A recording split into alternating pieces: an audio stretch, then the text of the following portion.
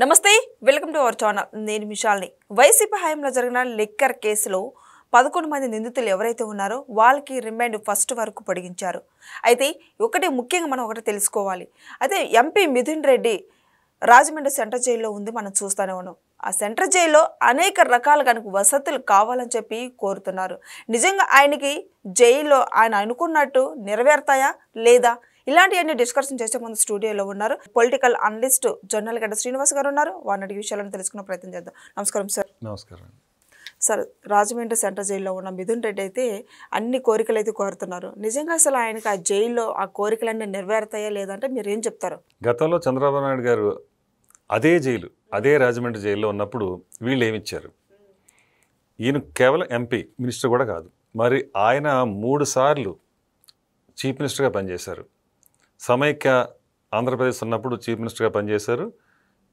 2 సార్లు తర్వాత విడిపోయిన తర్వాత ఇక్కడ ఒకసారి పనిచేశారు 40 సంవత్సరాల సుదీర్ఘ రాజకీయ అనుభవం 74 సంవత్సరాల వయసు అప్పుడు ఆ సందర్భంలో ఎంత ఘోరంగా అవమానించారు ఆయన్ని అర్ధరాత్రి పూట 2 నిద్ర లేపి మరీ అరెస్ట్ చేసి 100 కొద్ది కిలోమీటర్లు తిప్పి తీసుకెళ్ళి అక్కడ మరి రిమాండ్లో పెట్టారు రిమాండ్లో పెట్టిన సందర్భంలో ఆయనకి 53 రోజుల పాటు మీరు ఏమి ఇచ్చారు ఫెసిలిటీస్ ఆయన ఇలాంటి కోరికలు ఏమి అడగలేదు ఆయన కేవలం ఒక టేబుల్ అడిగారు దోమలు కుడుతున్నాయి కాబట్టి అక్కడ కనీసం ఒక దోమతెర అడిగాడు అంతే ఆయన అడిగింది మరి ఆ మాత్రానికి మీరు ఎన్ని రకాలుగా ఆయన మీద వ్యాఖ్యానించారు కొడాలని అయితే దోమలు కాకపోతే రంభావరసి మేనకు వచ్చి బుద్ధి పెట్టుకుంటారా ముసలాడా అన్నాడు ఆ టైప్లో అలాగే బోరుగడ్డ అనిల్ కూడా అంతే నీచంగా మాట్లాడారు ఒక్కొక్కళ్ళు ఒక్కొక్కలాగా మీరు ఇష్టానుసారంగా మీరు ఆ రోజున ఏమైతే మాట్లాడారో అవన్నీ ఒకసారి గుర్తెచ్చుకోవాలి అలాగా ఆయనకి ఇక ఎస్టర్న్ కమోడ్ మీరు ఇవ్వలే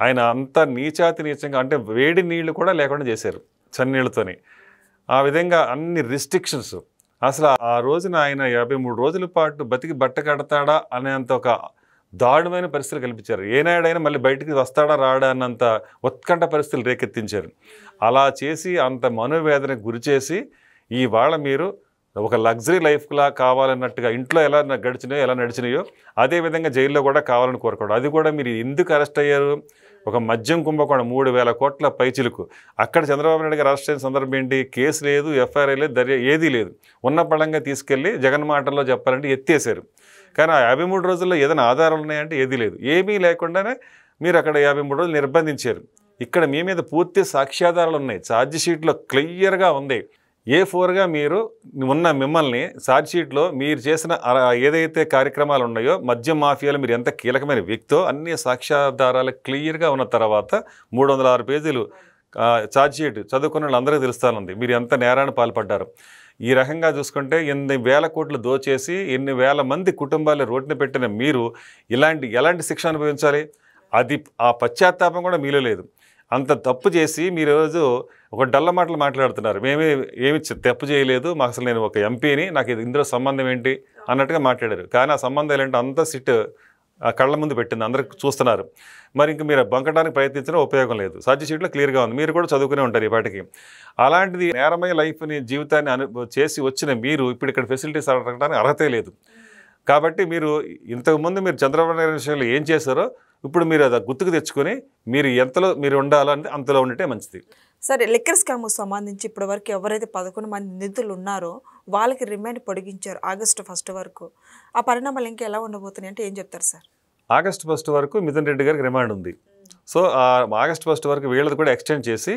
ఇప్పుడు దర్యాప్తు అయితే కొనసాగుతూ ఉంది ఈ కస్టడీలో ఉన్న అందరి మీద కూడా దర్యాప్తు సాక్ష్యాధారాలన్నీ సేకరిస్తున్నారు అందులోనే భాగంగానే 11వ తారీఖు వరకు వాళ్ళని కూడా పొడిగించారు ఇదే సందర్భంలో ఇంక విజయసాయిరెడ్డి గారు కూడా విచారణకు రావాల్సి ఉంది అందువల్ల ఈ ఏదైతే ఇప్పుడు పొడిగించారో ఆ సందర్భంలోనే 1వ తారీఖు లోపల బహుశా విజయసాయిరెడ్డి గారిని కూడా పిలుస్తారనే ఒక వాదన వినిపిస్తుంది అదే జరిగితే ఇంత లోపలే మిథున్ రెడ్డి గారి దగ్గర నుంచి అన్ని విషయాలు రాబట్టే ప్రయత్నం అయితే ఖచ్చితంగా జరుగుతుంది చాలా విషయాలు ఈయన దగ్గర నుంచి ఈయన తర్వాత ఇక ఫైనల్గా విజయసాయిరెడ్డి మొత్తం ఇక ఏదైతే ఉందో అది గుట్టిప్పడానికి ఆయన వచ్చే అవకాశం ఉంది తర్వాత ఇద్దరిని క్రాస్ చెక్ చేస్తారంటున్నారు విడిగా ఒకసారి కలిపి ఒకసారి మాట్లాడి ఇంతవరకు ఏ పద్ధతిలో వాళ్ళు ఈ ఆధారాలు సేకరించారో అంతకి రెట్టించిన వ్యూహాత్మక పద్ధతుల్లో సిట్టు ఇప్పుడు మిగతా విషయాలు రాబడుతుందనేది అనుకుంటున్నాం మాట మరి మిథున్ రెడ్డికి ఇప్పుడు వాళ్ళ ఫ్యామిలీతో సహా ఇప్పుడు అంతా రాజమండ్రి సెంట్రల్ జైలు ఉద్రిక్త వాతావరణం నెలకొంది. ఎందుకంటే వాళ్ళ ఫ్యామిలీ మొత్తం ఇప్పుడు పెద్దిరెడ్డి అయితే ములాఖాత్ అయ్యారు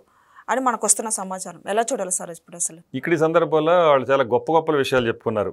మాకు అసలు వందలాది మంది కార్యకర్తలు వచ్చేసారు, అసలు మాకున్న అభిమానం అది చంద్రబాబు నాయుడు అరెస్ట్ చేసినప్పుడు ఒక్కళ్ళు కూడా రాలేదు, అది తేడా మాకు వాళ్ళకి అన్నట్టు మాట్లాడుతున్నారు. ఇక్కడ గమనించాలి, అక్కడ జరిగింది నిరంకుశ పాలన. మీ టైంలో అక్కడ ఎక్కడ స్వేచ్ఛ లేదు, అక్కడ పౌర హక్కులు లేవు, అలాగే మీడియాని తొక్కేశారు, మాట్లాడే వీలు లేదు. అలా పోలీసు వ్యవస్థని మీకు అనుకున్నట్టుగా మీకు అనుకూలంగా మలుచుకున్నారు. ఆ విధంగా రోడ్డు మీద ఒక్క మనిషి అంటూ అక్కడ జైలుకి రావడానికి కూడా వీలైన పరిస్థితి మీరు ఆ రోజు కల్పించారు. మరి ఈ రోజు మీకు అలాంటి పరిస్థితి మీకు ఎక్కడ లేదు, ఎక్కడ కట్టడి లేదు. వచ్చేవాళ్ళు స్వేచ్ఛగా వదిలిపెట్టేస్తున్నారు, పోలీసులు కానీ లేకపోతే ప్రభుత్వం కానీ. మీ వెట్ల ఉదాసీనంగానే ఉన్న ఆ పని మీరు ఇంతకుముందు చేయలేదు, అది తేడా. రెండోది, ఆయనకి ప్రజాదరణ ఎలా ఉందనేది మీరు పోల్చుకుంటున్నారు కదా. జైలు నుంచి ఆయన విడుదలైన సందర్భంలో జైలు నుంచి ఆయన జస్ట్ బయట గేటు దాకా రావడానికి ఎన్ని గంటలు పెట్టిందో తెలుసు, మీరు చూశారు.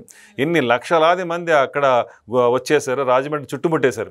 ఆ తర్వాత రాజమండ్రి నుంచి అమరావతి రావడానికి ఎన్ని గంటలు పట్టింది? 2 గంటలు.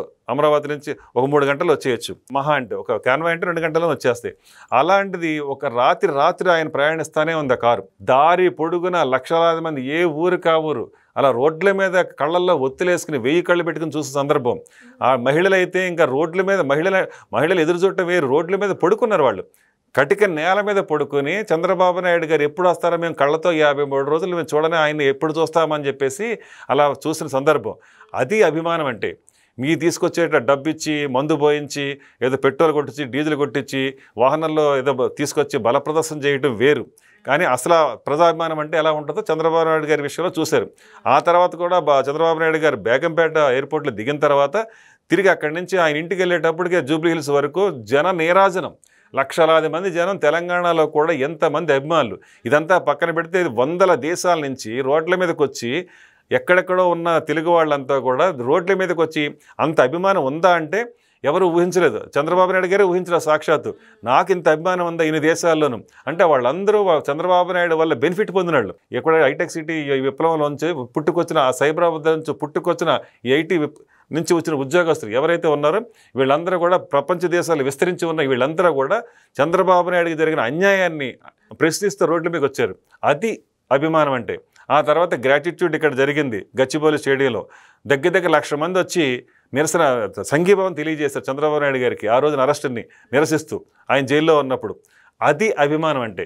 అంతేగాని మీరు ఏదో 10 మంది కిరాయి రౌడీలు తీసుకొచ్చి, లేకపోతే మీరు కిరాయి కార్యకర్తల్లో పేటీఎంలను తీసుకొచ్చి ఆ 10 మందిని అక్కడ చూపించి ఇదిగో మా అభిమానం అంటే నవ్విపోతున్నారు జనం. సార్, ముఖ్యంగా మనం ఒకటి తెలుసుకోవాలి. మిథున్ రెడ్డి ఇప్పుడు జైల్లో ఉండి వసతులు అన్నీ కోరుతున్నారు. ఏంటంటే ఇప్పుడు టీవీ కానించి, యోగా మ్యాట్ కానించి, షూ పాలిష్ వరకు అడుగుతున్నారనమాట. అయితే ఇప్పుడు ప్రజల నుంచి స్పందన ఏమొస్తుందంటే, నీకు ఇక ఇవన్నీ వసతులు అడుగుతున్నావు కదా, మరి ఏ బ్రాండ్ కూడా కావాలో ఒకసారి చెప్పండి అని ప్రజల నుంచి స్పందన వస్తుంది. దీన్ని ఎలా చూడాలి సార్ అసలు? నోరు వాయి లేకుండా అడుగుతారండి వీళ్ళు. కానీ అక్కడ ఎంతవరకు ఇవ్వాలో వాళ్ళకి కొన్ని లిమిట్స్ ఉంటాయి, ఆ మేరకు ఇస్తారు. అది మీరైనా చంద్రబాబు నాయుడు గారైనా ఇంకొకళ్ళైనా ఒక ఖైదీగా వచ్చారు, ఒక రిమాండ్ ఖైదీగా ఉన్నప్పుడు ఏమైతే అక్కడ వాళ్ళు ఇవ్వాల్సినవి ఉంటే అవే ఇస్తారు. ఒక ఎంపీగా మీకు మిగతా వాళ్ళకంటే ఎంతో కొంత మెరుగైతే జరుగుతుంది. కానీ మీరు అనుకున్న ఫెసిలిటీసు, లేకపోతే ఇప్పుడు మీరు అన్న భోజనాలు, మీరు అనుకున్నవన్నీ ఇవ్వడానికి అక్కడ జరిగే అవకాశం ఉండదు. అది ఉండి కూడా అక్కడ వాళ్ళు ఏం మాట్లాడతారంటే, అదిగో మేము అడిగినా కూడా వాళ్ళు మాకు ఆ పని చేయలేదంటారు. కానీ మీరు అంతకుముందు చంద్రబాబు నాయుడు గారి విషయంలో ఏం చేశారో ప్రజలు చూస్తున్నారు కాబట్టి ఆ విషయంలో మీరు అడిగిందని నేను చూసి జనం మీరు చేసింది ఏంటి, ఇప్పుడు మీకు జరుగుతున్నది ఏంటి అనేది బేరీ చేసుకుంటారు. సో ఇదండి, చూశారు కదా. మరి మిథున్ రెడ్డి జైల్లో ఉండా కూడా ఎన్ని వసతులు, ఇంటి దగ్గర నుంచి ఇంట్లో ఎలా ఉంటామో అలాంటివన్నీ జైల్లో కూడా కావాలని అడుగుతున్నారు. అసలు నిజంగా జైల్లో ఇలాంటి వసతులు ఉంటాయా? అయితే నెక్స్ట్ వీడియోలో ఏం అడుగుతాడో మిథున్ రెడ్డి నెక్స్ట్ వీడియోలో అయితే తెలుసుకుందాం. Thank you sir. నమస్కారం.